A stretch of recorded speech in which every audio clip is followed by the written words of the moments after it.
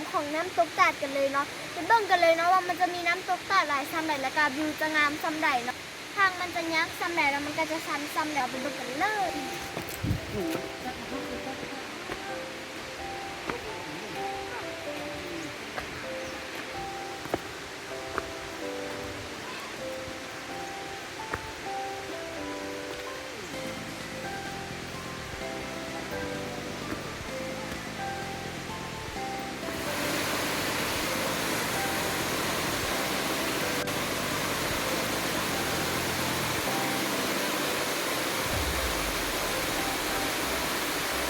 ชมตอนนี้เนาะขึ้นมาหอบหลายเนาะแล้วมันก็ขึ้นไปอีกเนาะคือพิลากำลัง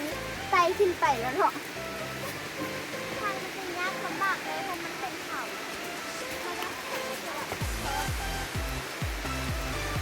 โควิดมันต่างประเทศตลอดบ้านถึงเขาขึ้นมา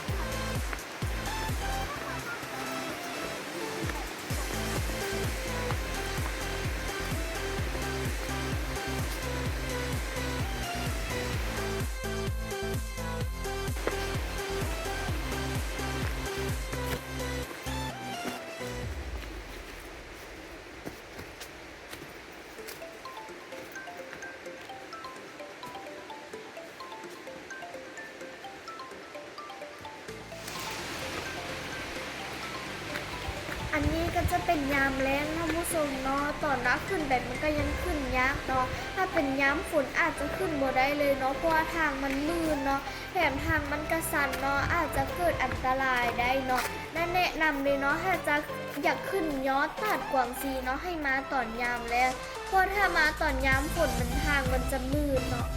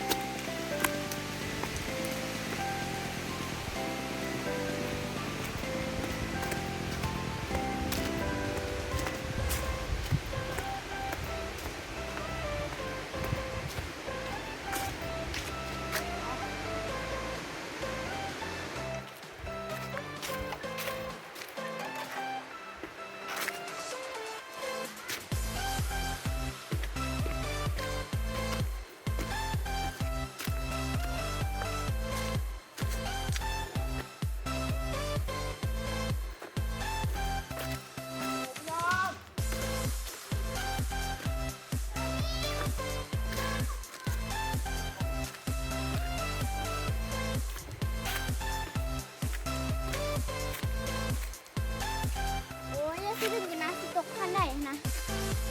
ถึงตอนนี้เราขึ้นมาเกือบเข้าสุดอันทงว่าเขาแล้วเนาะคือเมื่อยหลายเนาะชอบหลายทำผสมคือตอนแรกมันจะหนาวเนาะพอขึ้นมาเนาะร้อนทันทีเลยน่าเด็ดนำเลยเนาะค่ะผู้ใดแข้งขาบุดีสุขภาพบุดีเนาะห้ามขึ้นมาขนาดนี้เนาะยังหอบป่านนี้แล้วเนาะไปกันต่อเลยเนาะท่านผู้ชมไปเบิ่งข้างเทิงเลยเนาะว่าวิวมันจะงามซ้ำใดไปเบิ่งกันเลย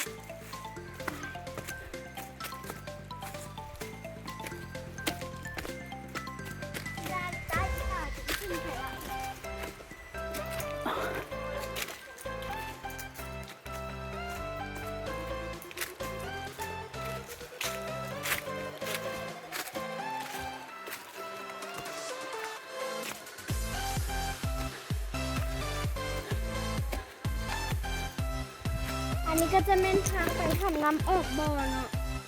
งั้นถ้าอยากไปทำลงไปเบิ่งวิวงามๆกันไปทางนี้ได้เลยเนาะไปดูฟังก่อนเนาะแล้วเขาค่อยร้องให้ฟังเมื่อถ้าคนได้มาประจนภัยมาปิ่นเขาอยู่น้ำตกชาดกวางกินเลยเนาะแนะนำเลยเห็นบ่ตอนเข้ามามันจะมีทางป่ากับทางน้ำตกเนาะถ้าใครไปทางป่าจะเห็นหมีแล้วก็มาซอดทางน้ำตกถ้าใครไปทางน้ำตกก็จะว่าเห็นหมีเนาะแล้วก็มาซอดแต่น้ำตกเลยเนาะ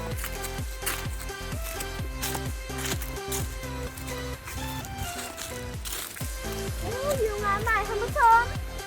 เห็นภูเห็นผา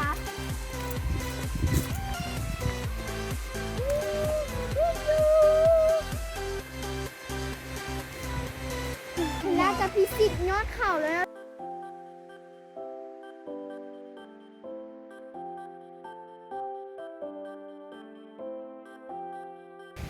ทุกคนขึ้นไปอีกเนาะแล้วเราก็จะเห็นน้ำแล้วอีกหน่อยเดียวไปพี่ลาไป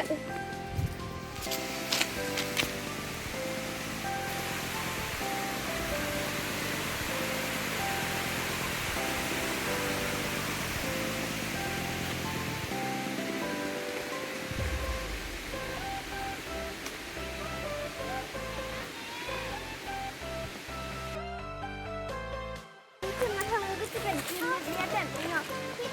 ที่จริงเนาะอันนี้เนาะมันที่จริงมันจะมีน้ำอยู่บ่อนี้เนาะเห็นบ่อเนาะปีหลังที่เคนได้มามันจะเป็นน้ำหมดเลยนะแต่ว่าช่วงนี้น้ำมันแล้งเราไม่ค่อยมีน้ำเนาะมันก็เลยแห้งไปเป็นแบบนี้แบบนี้เนาะที่จริงมันเป็นน้ำหมดเลยนะเวลาเขาไปเขาต้องไปตามส่วนหินอันตามฮาร์ดไม้ไปเนาะพอคันทางเขาย่างตามที่ดินไปจะมือเนาะปีหลังที่เคนได้มา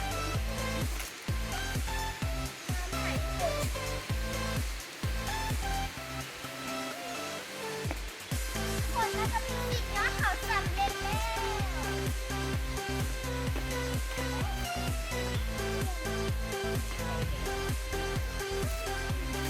น่าอยู่เป็นหนังค่อย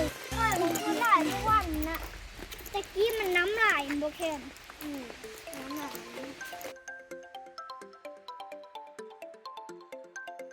ตามตลาดแล้วทุกคนที่ปีหลังกับเดี๋ยวนี้ที่ได้มาสมัยตะกี้น้องมันก็จะมีหอยเนาะแต่ว่าอุ้ยตะปูทุกคนมีตะปูทุกคนอยากลงไปจิบนะคุณที่ปีหลังที่ได้มามันเป็นน้ำใสๆเลยทุกคนยาวๆอยากเก็บปูมันจะบ่มีกว่านี้เนาะตอนที่ปีหลังที่ได้มา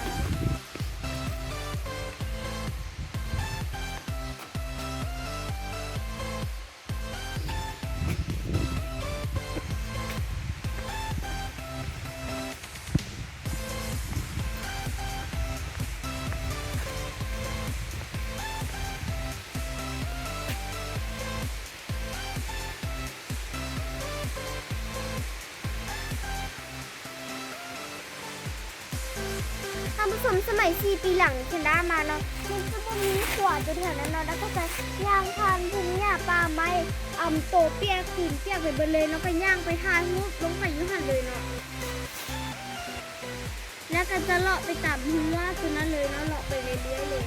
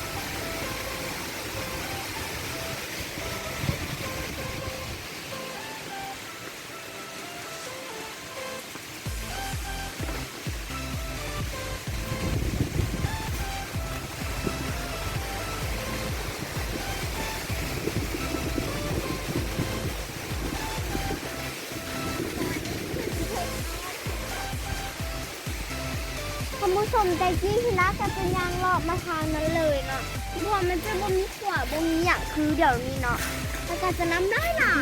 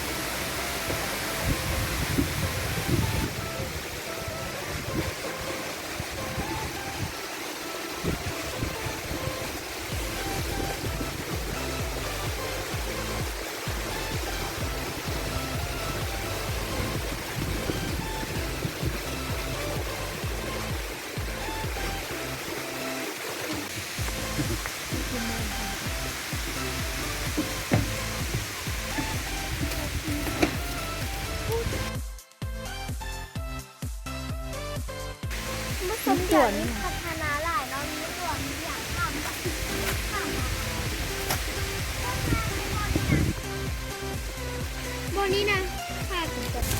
ถ้าผสมทาวินหัวไปมันจะมีน้ำตกตัดก่อนทีขับรถจักรไปเนาะเพราะว่าลางทีถ้าห้องย่างไปเนาะหอมหูแล้วเพราะมันจะเป็นเหี่ยวแบบเป็นต้าลงไปเนาะมันจะให้เกิดอันตรายได้เนาะคือที่ชนะยิงนี้เป็นบอนเทิงทางเทิงแต่ดวงที่เติร์นลงนั่นนี่เนาะมันจะเป็นน้ำไหลแบบนี้มันก็จะลงไปในตาเนาะก็จะลงไปน้ำที่เราเห็นวันนี้ชนะจะลงไปลุ่มเนาะค่ะผู้ชมแล้วจะเป็นการเดินทางใหม่และการ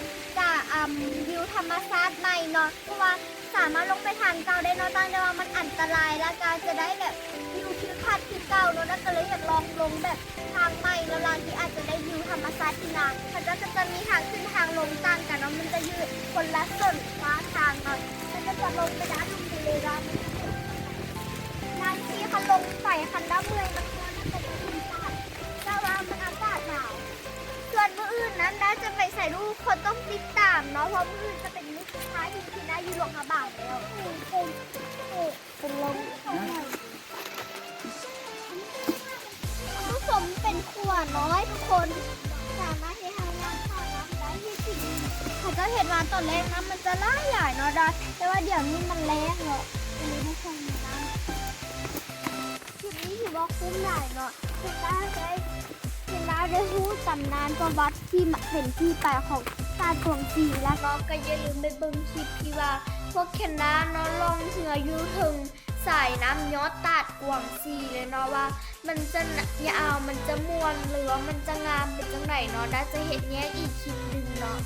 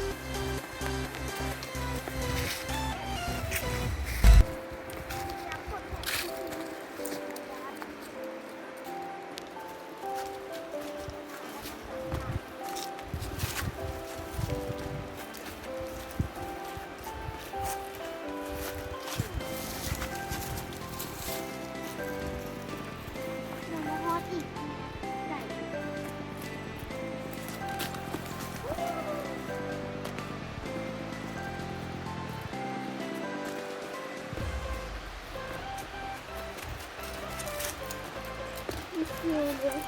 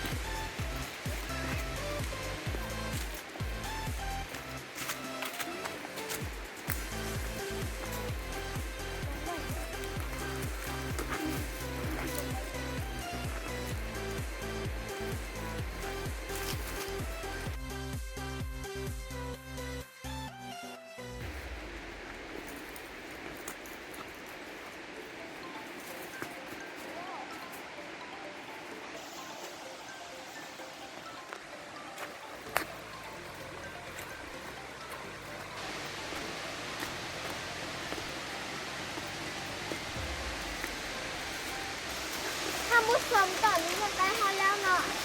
แล้วว่าไปอีกไม่เกี่ยวกับฮอลละ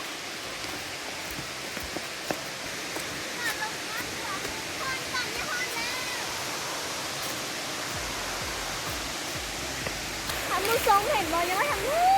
นทางเทิงต่ำคือชนะเสียชนะลงมาในน้อยทางเทิงคุณแหละก้อนบริเวณแถวนี้เขาจะเจอบ่อให้ลิ่นเนาะเพราะว่ามันอันตรายเนาะก้อนบริเวณแถวนี้นะเขาจะเจอบ่อให้ลิ่นมันอันตรายอ่ะ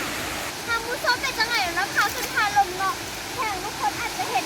น้ำตกตาดที่สวยงามเนาะถ้าใครอยากเห็นตัวจริงเนาะก็อย่าลืมมาที่น้ำตกตาดกวางซีแขวงหลวงพระบางเนาะคลิปนี้น่าก็ขอตัวลาไปก่อนนะบ๊ายบายอย่าลืมกดไลค์กดแชร์กด subscribe ให้เราเด้อบ๊ายบาย